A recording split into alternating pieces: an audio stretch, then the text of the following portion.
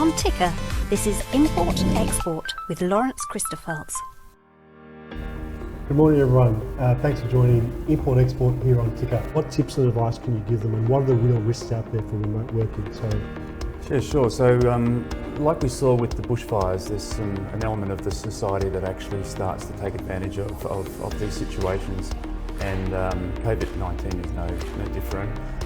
What we're seeing now is a spate of different phishing emails and text messages going around, which I think people need to be aware of. I think awareness is probably the first step, and then having some tips and tricks on how to manage those situations as this gets further and further into the weeks and months. What happens if I've seen an email and I suspect it to be dodgy?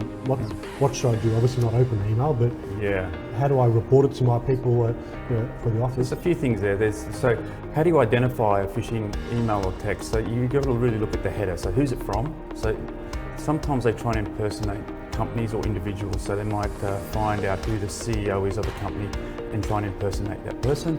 Or you will see a malformed domain name in the address field. So it might be something like Commonwealth Bank with an extra couple of letters or numbers after it, .com.au. So they're trying to impersonate those things. That's one way to identify.